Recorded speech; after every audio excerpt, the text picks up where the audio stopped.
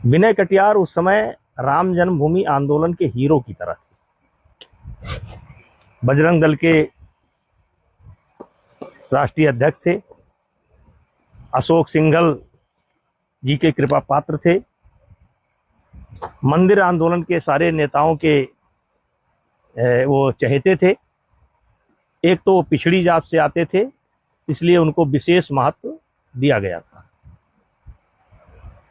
अब जैसे संतोष दुबे के बारे में आपने सवाल उठाया, वो बड़ा राम जन्मभूमि पर बड़ा प्रश्न करते हैं। कुछ प्रश्न उनका जायज भी है, लेकिन कुछ कभी कभी वो महक जाते हैं, कोई बात नहीं है।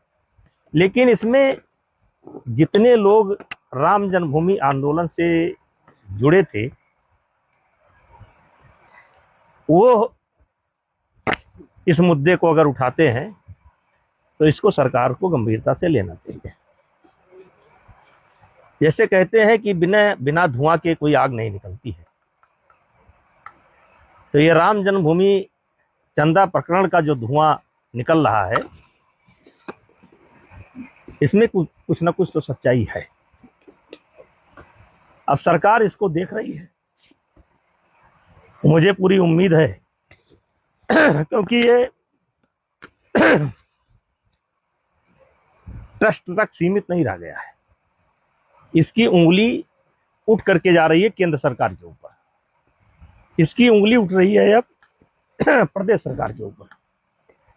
तो मुझे पूरी उम्मीद है कि केंद्र की सरकार यानी मोदी जी की सरकार और प्रदेश की सरकार यानी योगी जी की सरकार इस प्रकरण को गंभीरता से इन्होंने लिया है और बहुत जल्द इसका सच्चाई देश की जनता के सामने आ जाएगा और इससे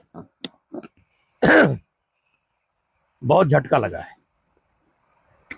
लेकिन ये झटका जो है विनय कटियार ने नहीं लगाया है, ये झटका ब्रजभूषण सिंह ने नहीं लगाया है, ये झटका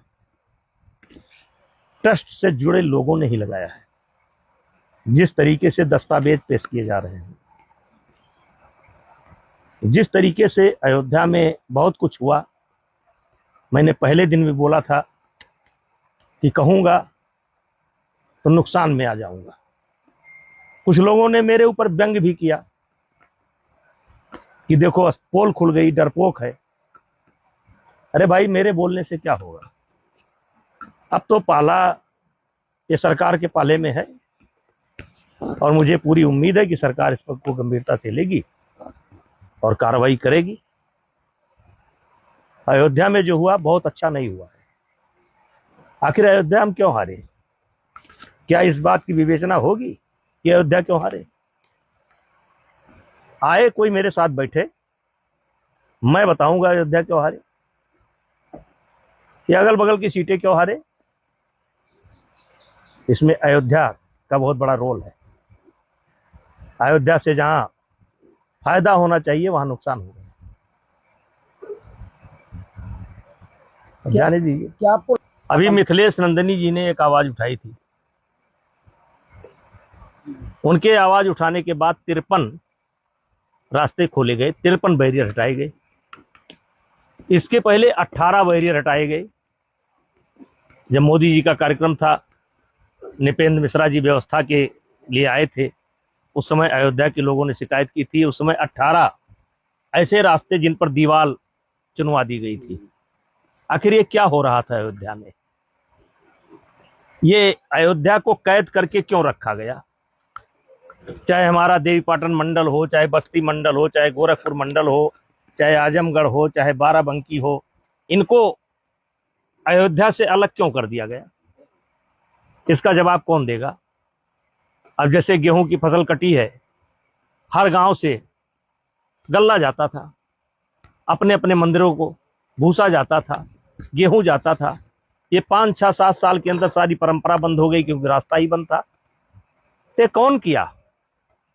आज अयोध्या के संतों की दूरी गृहस्थों से हो गई, क्योंकि संतों के पास इतना समय नहीं है कि हजारों संतों के दरवाजे पर जाएं। और गृहस्थ गेहूं लेकर जा नहीं सकता था, भूसा लेकर जा नहीं सकता था, घी लेकर जा नहीं सकता था, दही लेकर जा नहीं सकता था, ये कौन किया? और इसका खामियाजा पार्टी ने भोगा। देखिए, आप सबको नहीं कह सकते कि सब लोग शामिल हैं। अब जैसे नृपेंद्र मिश्रा जी बड़े अधिकारी हैं, बड़े जिम्मेदार अधिकारी हैं और बहुत व्यवहारिक हैं, लेकिन उनको जो जिम्मेदारी दी गई थी उन्होंने अपनी जिम्मेदारी पूरी की, वो अपनी जिम्मेदारी पूरी कर रहे हैं। तो ऐसा नहीं है कि इसमें सब लोग इन्वॉल्व हैं।